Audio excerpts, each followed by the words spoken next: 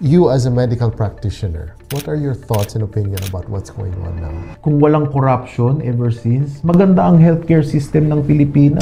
Syempre, government hospital, libre naman eh.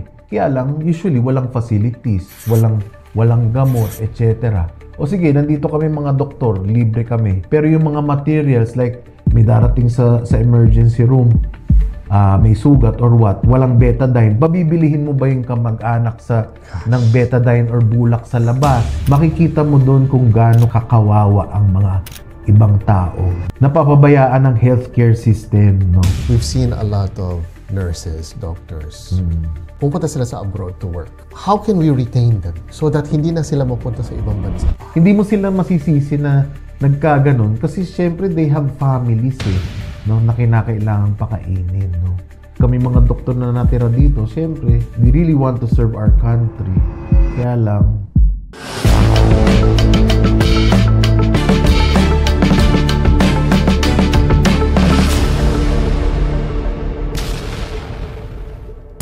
The views and opinions expressed in this podcast are those of the host and guests and do not necessarily reflect those of the producers, network, or sponsors. Listener discretion is advised. At this time recording this session, maulan ngayon eh. So we're experiencing a lot of floods, right? So ito yung panahon ng DPWH scandal, di ba? You as a medical practitioner, what are your thoughts and opinion about what's going on now? Do you think it's fair what happened? Do you think everyone's just pointing fingers? Do you think this is going to solve anything? actually, syempre titingnan mo ng in a positive point of view lahat ng nangyayari, no? Actually, magandang nangyayari eh. Kasi nangyayari yan ever since eh, no? Maybe during 70s pa eh, yung corruption. Pero tayo kasi mga Pilipino, hinahayaan lang natin minsan. Kaya lang yung ngayon ko lang naman narinig ulit yung word na garapal, sakin, gahaman. Sobrang-sobra na. Kaya talagang na-sensationalize kumbaga naging aware na yung mga tao. Pero hopefully magawa ng paraan. You as a medical practitioner, how does this, especially floods, how does it affect you? Actually, sa flood, lahat naman tayo apektado, no? Hindi tayo makagawa ng maayos, hindi tayo makapunta ng maayos dun sa pupuntahan. Pero actually, with regards to this corruption, no? Nangyayari na't lahat, no? Dapat talaga dati pa yan eh. Kasi kamukha niyan ako, nag-duty ako before sa mga government hospitals. Makikita mo doon kung gaano kakawawa ang mga ibang tao, no? Napapabayaan ng healthcare system, no? Siguro kung walang corruption ever since, maganda ang healthcare system ng Pilipinas eh, no? Meron pa akong time na nagjo-duty sa isang government hospital.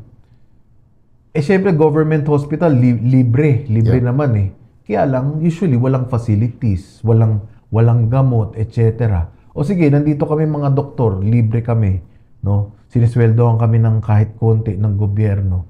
Pero yung mga materials like minsan may darating sa emergency room, may sugat or what, walang betadine. Pabibilihin mo ba yung kamag-anak ng betadine or bulak sa labas, no? Sa may drugstore na malapit. Tapos malalaman mo yung pasyente kahit piso wala. Di ba nakakaawa?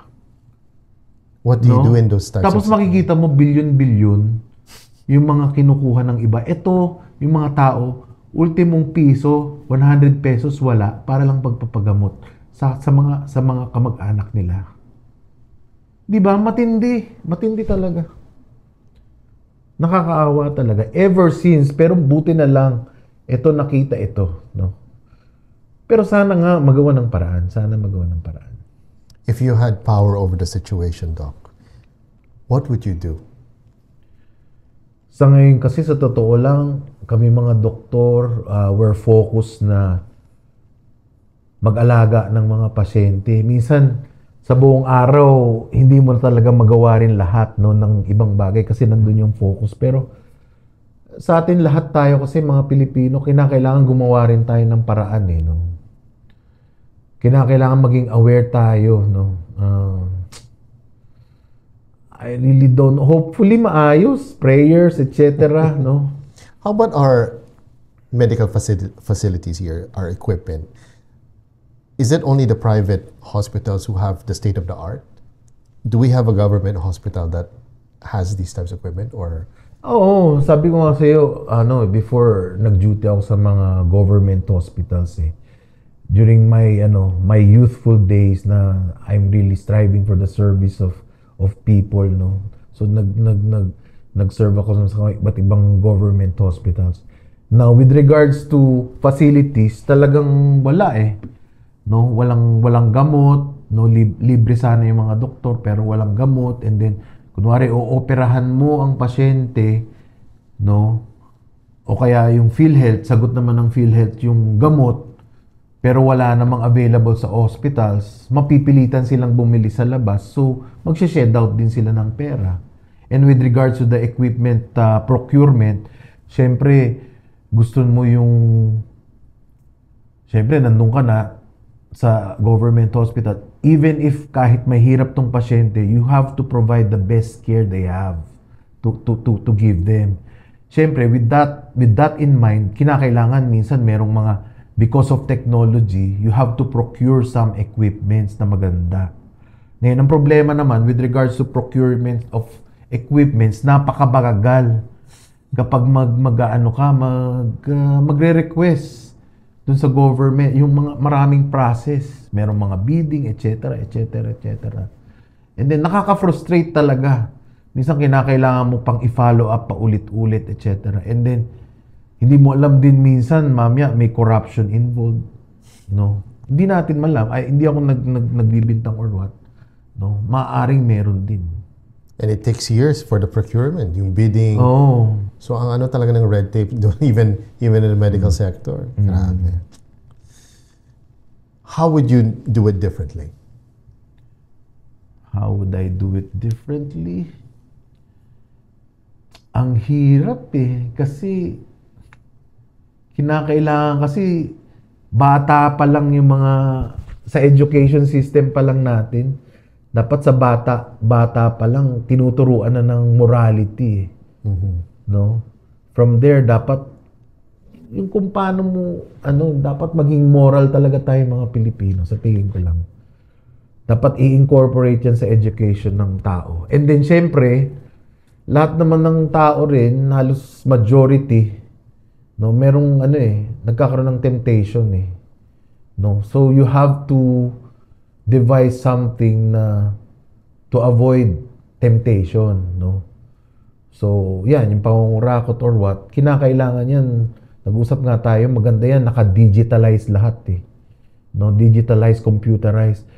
Hindi pwedeng, kunwari, may mga procurement ng ganyan for the improvement of facilities, etc. May inaabot na pera. Dapat through computers na lahat. Tingin ko. Parang kunwari, merong parang kurakot or what, no? Mas madaling madidetect. And then, syempre, kamukha niyan, overpriced nga yung mga ibang projects. Dapat tinitingnan, tama ba yung pagpe-presyo nitong mga projects na to or what? Di ba? Ngayon, kadalasan may kickback kasi. Oo, may kickback na. Times 10. No, hindi nga. Times 10. Hindi nga times 10. Parang nagmukha tuloy tayong mahirap. Billion na pala mga pera nila. Maiba naman, shift tayo sa kakaibang topic naman, Doc. I'm sure you've heard of AI.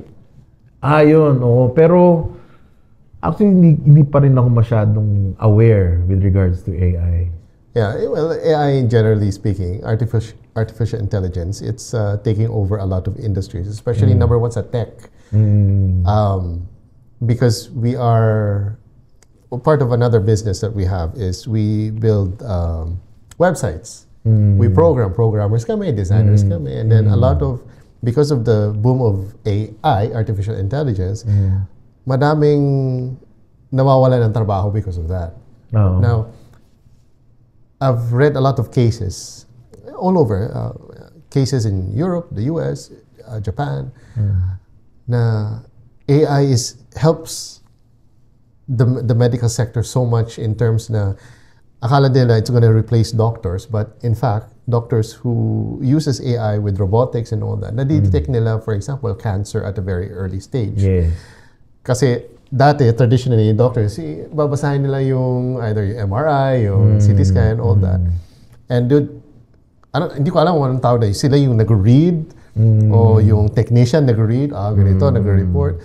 Ngayon, AI na daw. Are you against or with that type of technology? Hindi naman. Kasi we could explore it no? Kamukha niyan, with regards to yung sinabi mo ang MRI, meron kasi dyan yung yung tinatawag na mga Hounsfield unit, yung kumbaga properties ng mga images. At least, imbis na, kasi ang mga nagre-read naman ng mga MRI, yan yung mga radiologist di ba? Yung nga. Diba? Imbis na itututok pa nila dun sa suspicious na area yung mass. At least kung kunwari may AI, di ba? Nilalagay niya na nila kagad yung reading, yung Hounsfield unit nung area. And ano daw ang AI could detect other factors na blind to the kumbaga kung hindi na detect ng radiologist, di ba? Madidetect nila without them knowing. Kumbaga, what I'm trying to say is that AI can detect other things that we can't detect ourselves. Hindi, kasi with regards to AI, systematic, computerized. Yeah, Pero syempre, we should not 100% believe in the AI interpretation. It should, siguro, parang lang siya, tool as an assistance. Pero, the final say should be the doctor pa rin. Tama. Kasi iba pa rin yung experience with regards to seeing patients Minsan merong mga unique cases, di ba? Yung pinag-uusapan nga natin kanina. Maaaring merong unique case na nakikita on the naked eye yung syempre with regards to diagnosis of disease. No, maraming factors yan Number 1, yung paano makipag-usap, itsura pa lang ng pasyente, yung kulay pa lang ng pasyente, paano maglakad ng pasyente. Minsan hindi na di-detect, hindi pa siguro na i-incorporate ng AI. Kumbaga, maaring merong AI pero for now, I think it is not yet perfected. Yes, yes. Nasa early stages pa din siya. Para maybe in the future, pero for now, pa rin, syempre, yung kamukha yan, kayo mga doktor, ilang years naming pinag-aralan yan. Saka ilang experiences na iba't ibang mga pasyente, iba't ibang nangyayari. No? How do you see our medical sector in the Philippines in the next 5 to 10 years? Do you think we're going to have the state-of-the-art tech? Hopefully, no? Napag-usapan nga natin, no? Kung kunwari walang corruption, di ba? Sana libre sana ang medical healthcare sa Pilipinas. 'Di ba? Merong mga ibang countries libre ang healthcare sa kanila sa Pilipinas pwede siguro kung kunwari wala lang corruption 'Di ba? Let's take away corruption. Do you think Filipinos have the discipline? Kasi yung culture natin dito, ang hilig natin kumimik, kumain, mahilig tayo sa matatamis. Do you think we have that discipline? Remove corruption. What about the people? With regard to discipline, madali lang yan Ako kamukha niyan pag nakikipag-usap sa pasyente. They will never listen. They will never listen until they know the worst scenario that will come if they don't listen. Kuha mo. Kunwari, sabihin mong ganyan, tumataas na ang blood sugar mo, pangit na yung diabetes mo, etc. Pag hindi mo ininom yan, pwede kang magkaroon ng erectile dysfunction, masisira yung erection mo, pwede kang mabulag, no? Pwedeng masira ang kidneys mo, no? Dapat alam nila yung mga mangyayari para maging disiplinado. Kapag hindi nila sinunod yung mga payo, no, yung kinakailangang disiplina, no, mangyayari sa kanila yung ganito.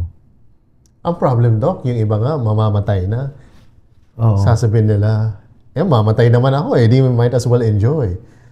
I Ayun think ang that's a problem with their mindset. Hindi, kailangan pagka ganun, if you want to, them to, nasa kanila kung ganun ang desisyon. Pero, syempre, sasabihin mo rin yung positive side. Pag nabuhay ka, ang sarap mabuhay, no? Pwede kang mag-ikot-ikot, marami kang, di ba? Yun lang naman yun with regards to discipline Kamukha niyan, ngayon, balik ulit tayo sa corruption, corruption, di ba? Sabi na nga, huwag kang mangungupit o huwag kang magiging corrupt. Kung hindi, may mga... tingnan mo ngayon, di ba? Di ba? Nasira yung reputation ng mga corrupt. Di ba? Look what happened to Indonesia. Oo. Kaya nga, wala. Kailangan talaga maging disciplined, no? You should do what is good and what is right.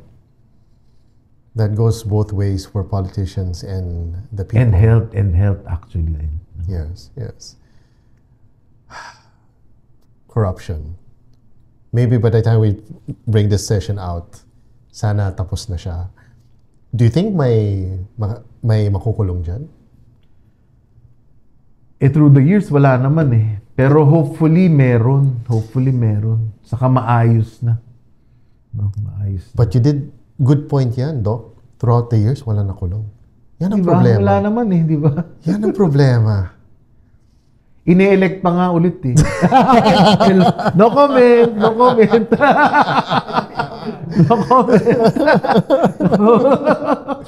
Konting sayaw lang. Pero yung last election, parang hindi nanalo no? Meron isa doon sumayaw, hindi nanalo. No comment. Okay. Well, in your personal opinion, Doc,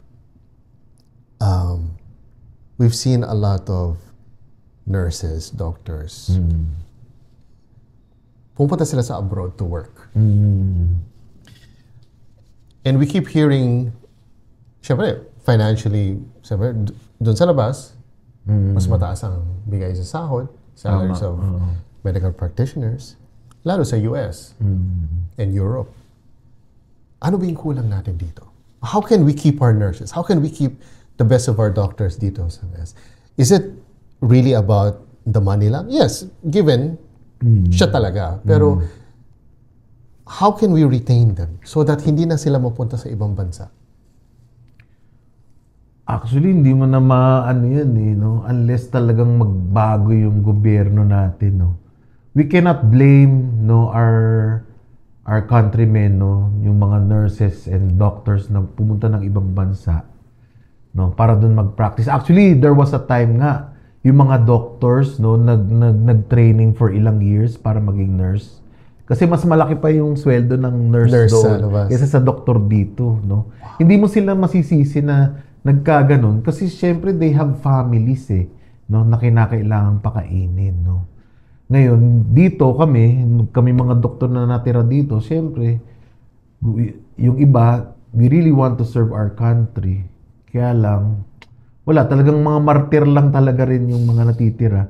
Pero hopefully maayos no? Are we slightly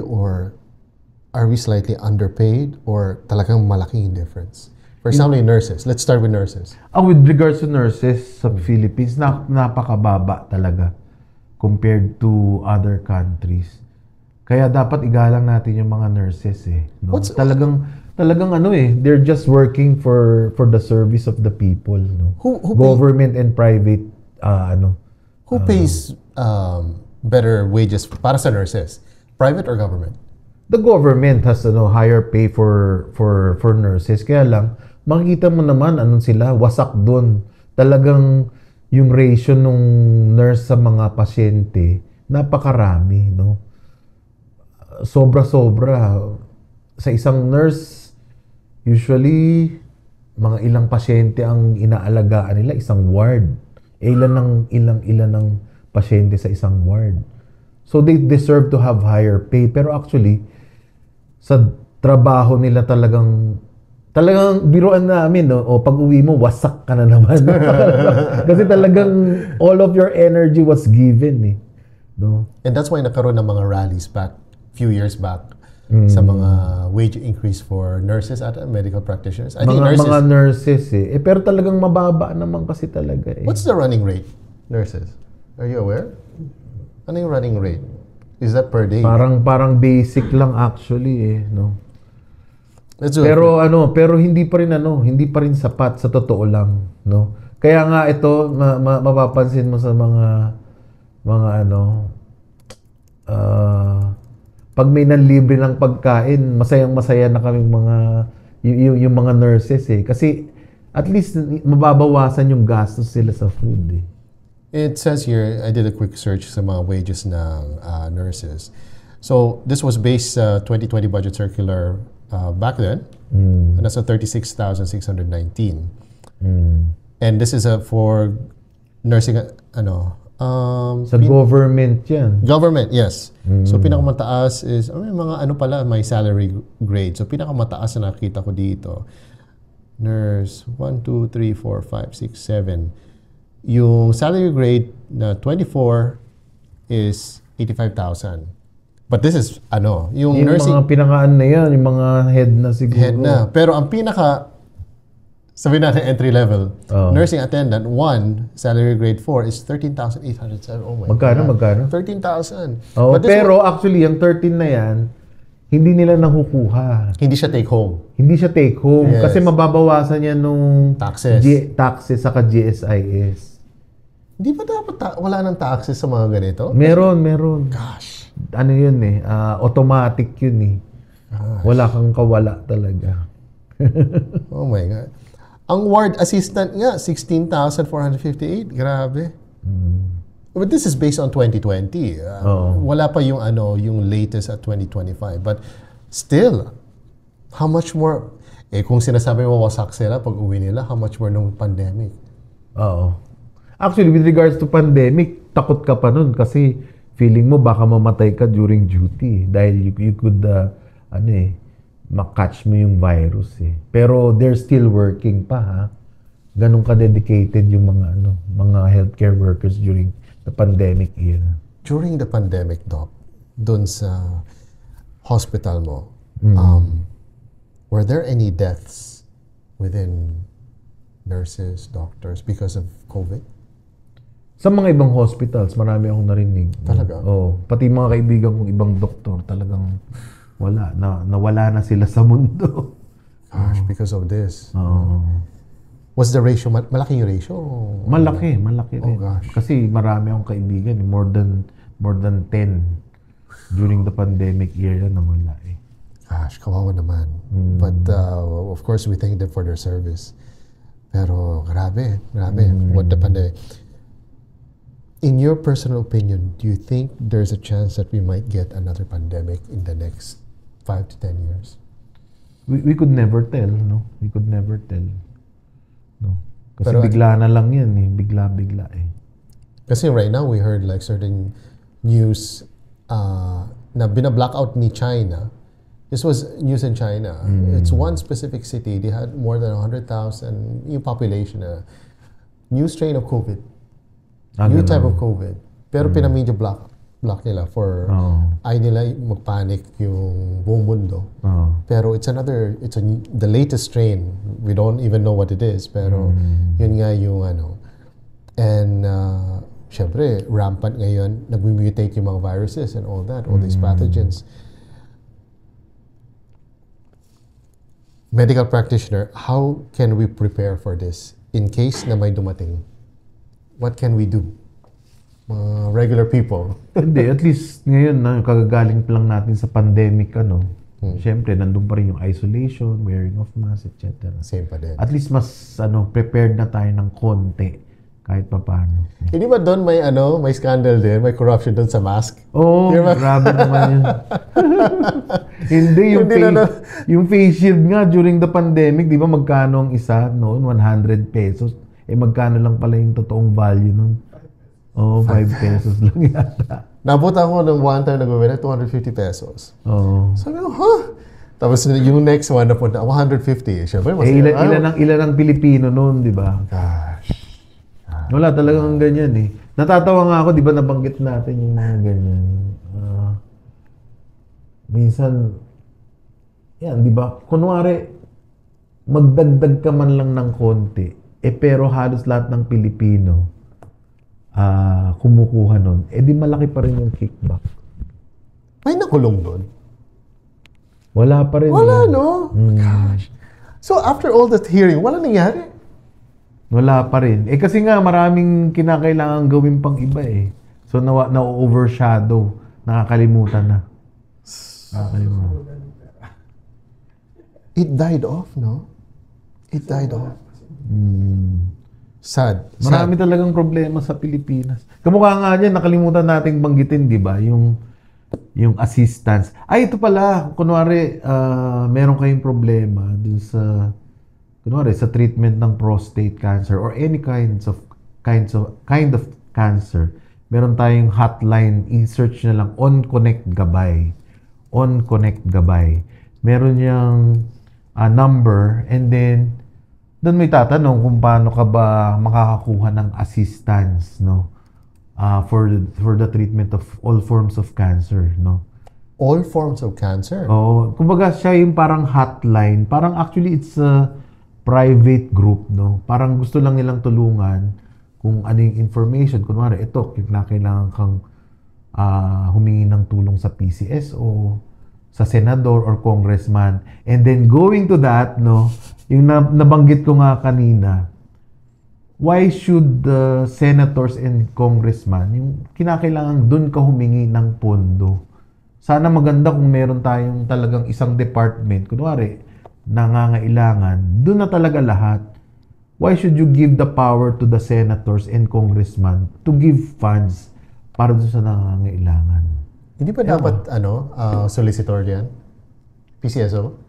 In short? Alam ko, that's the actual body. Isa sa kasama yun. PCSO, DSWD.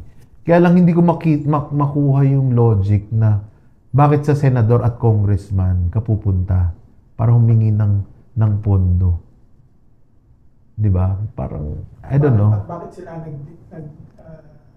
nagde-decide? No, or sila ang pinupuntahan para sa pondo dun sa medical assistance. If you had the chance to create this autonomous body, department, what should we call it? Oo nga, dapat talagang magkaroon ng isa lang talaga. No? Kasi actually, yung dati meron yung sa mga government hospital, yung tinatawag nila sa SWA, Social Welfare Assistant, pero ngayon meron namang malasakit or what. Yung kay PhilHealth? Yung sinasabi na Hindi, malasakit center. Diba? Pero actually, parang ano lang siya eh.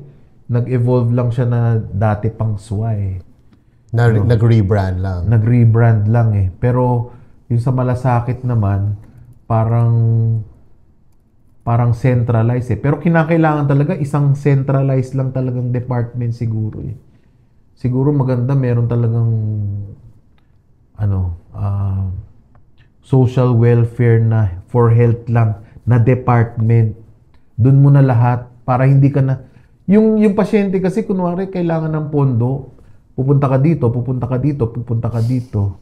'Di ba? Naubos na yung pagod ng mga kamag-anak. I think that's a very good. I'm sure madami din na nakaisip niyan. But I think we need to empower it. Oh. We have to talk about it more. We have to do something. We have to take action. Pero I am in for that idea kasi ang dami ko din friends na ganyan. Lumapit sila ng congressman, senator, iba-ibang senator, iba-ibang congressman, iba-ibang city. Bakit pa ikot-ikot yung kawawa yung mga kamag-anak eh. Tapos, parang pang nagkakaroon sila ng utang na loob dun sa mga politiko dahil natulungan sila. Pera din naman ng bayan yun eh. Ang kala kasi nila pera ng senator saka congressman. Yun yung pinalalabas nila.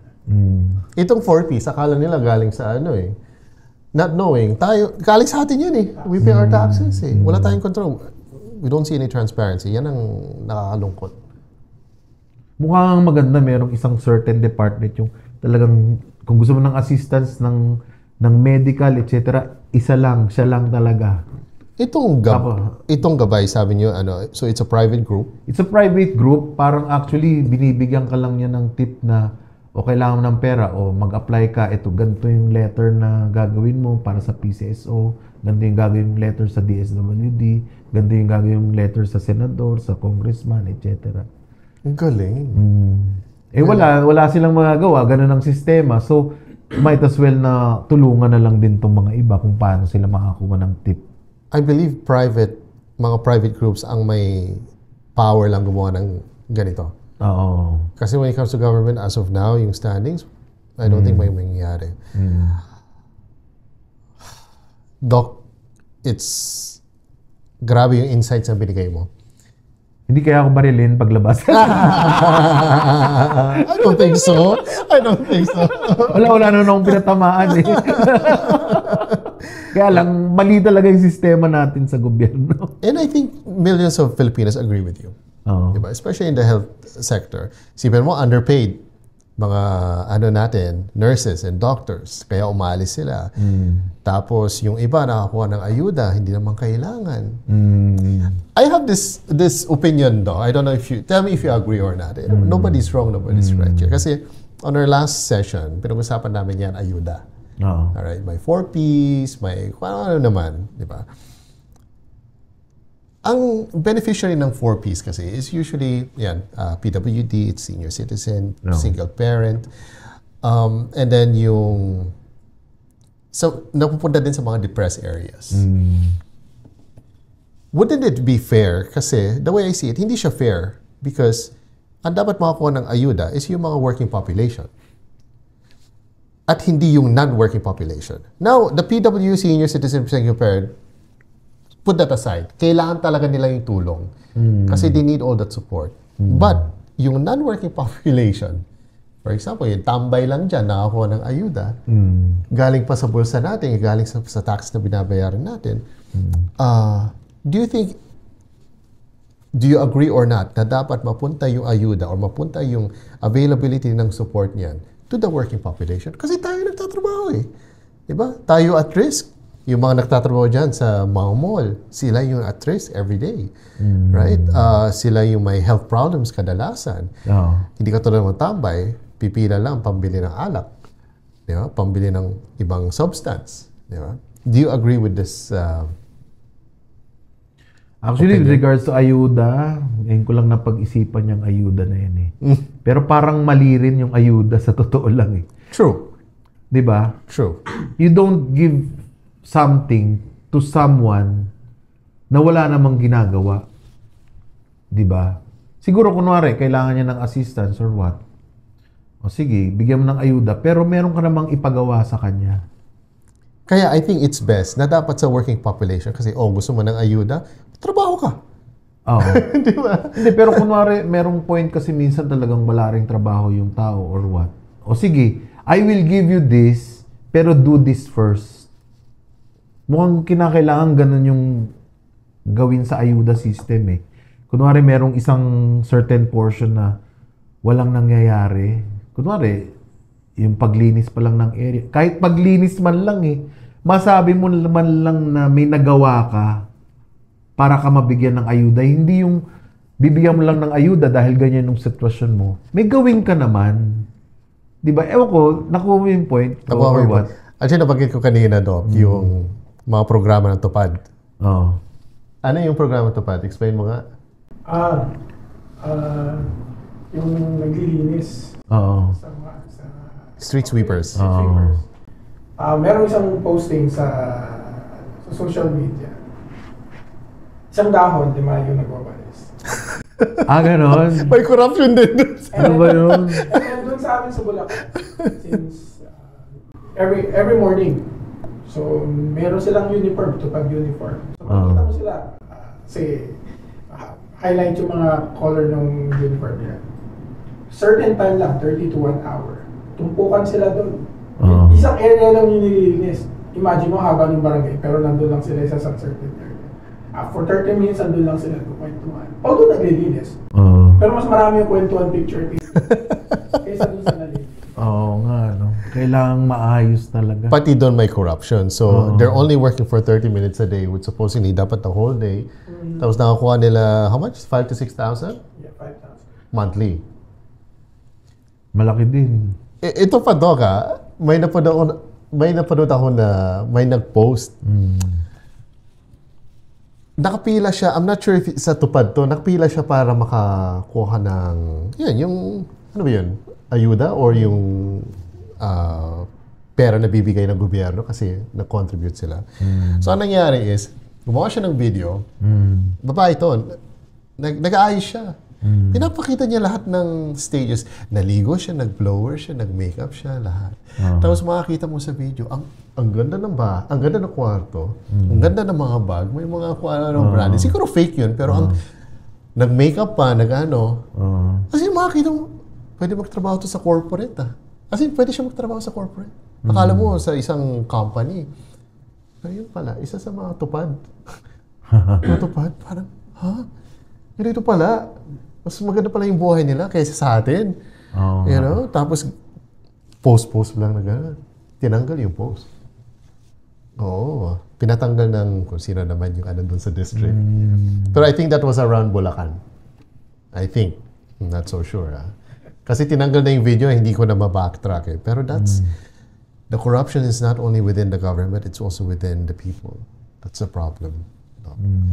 So I can't really blame the people itself. I can't really blame the government. Sila lang. Tayo din. Wala sila disiplina. Hindi, saka pinaglalaroan ng emotions ng tao, sa totoo lang. Yun din. Pinaglalaroan. Yes. Yeah. Parang ano yan makikita mo yan Ewan ko lang kung may namamalimos pa ba kasi hindi na ako masyadong... Madami. Madami pa rin ba? Madami.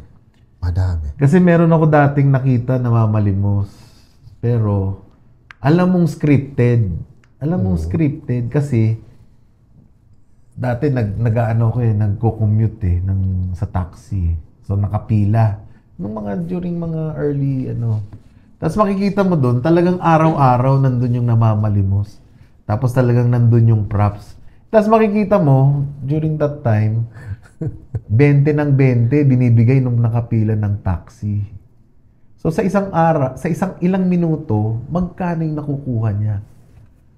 'Di ba? Mukhang ganun ang ginagawa ng iba Nagpapaawa, tapos bibigyan natin ng pera. I don't know. Basta, madali kasing maaway ng Pilipino I think hanggang ngayon meron pa kasi doon sa area namin around Quezon City, parang main road siya. So, meron certain stoplight. Yung certain crossings na stoplight na ganyan. Andun na lahat ng tao nanghihingi talaga. Sila din. May rotation lang sila. So, Monday dito, yung Tuesday dito naman, Wednesday, paikot lang sila. Tapos, kilala ko na yung mukha nila kasi everyday ako dumadaan doon. Yung naka-wheelchair, may hawak na baby, may iba-iba mga bata, pero kabisado ko na yung mukha nila. Dati, binibigyan ko pa sila kasi nung time na medyo bago pa lang ako doon. Kasi 20. Yung dami, pag stoplight, ang traffic. I joke you not. Sa area ng, may kilala ako yung kamag-anak niya, tamad na tao. Yun nga, ang balita sa kanya, which is few weeks ago lang, since hindi siya makahanap trabaho, naging beggar siya. Professional beggar. Tapos sabi niya, ang taba niya ngayon. Paano siya tumaba? Sabi niya, oo, ang ano na ngayon, ang laki ng kinikita. Anong ginagawa yan? Yun, professional beggar. Namamalim mo. Sabi ko, saan? Sa mga stoplight, sa mga, basta traffic areas. 600 to 700 per day. Doc. More than pa, sigurado yung iba dyan. Yes, for sure, more than yan. Yung mga grupo, 600. minimum 600. Doon lang sa kakilala. Kasi kilala ko yung tao. Sabi ko, anong nangyari dito? Pero 600, kinompute ko. Gosh, tax-free pa yun. Correlating it with the present situation. Diba? During election, di ba? Yung politicians na iba, sasabihin, itong mga mahirap, tutulungan natin. O syempre, gagawin naman yung loob mo. Tapos syempre, pag naboto mo na, tayo pala kukuhanan or what. Parang ganun eh. Every election is like that. Oh. Every election. Tapos palakihan pa sila ng pagbigay, di ba? Ako na lang yung boto mo. Ganyan. Yung isa nga, 1,000 binigay. Tapos, siyempre, tatanggapin yung 1,000 yung mga tao doon sa district na yun. Tapos yung isa, yung kalaban naman, ako, 3,000. Tanggap. Oh, may 4,000 na in total. Tapos yung kabila naman, 5,000. So, yung mayaman talaga yung mga tao doon sa distrito, doon during election time. Pero, sino yung boboto nila? Bahala na ako. Basta, akin na yung pera, di ba? Bahala na kung sino ang gusto. Kaya, it doesn't mean kung ikaw yung pinakamataas magbigay, it doesn't mean ikaw yung boboto. In an instant, pwede sila bumaliktad. In an instant. Last minute sa election, nangyari yan. Nangyayari up to now. Yun.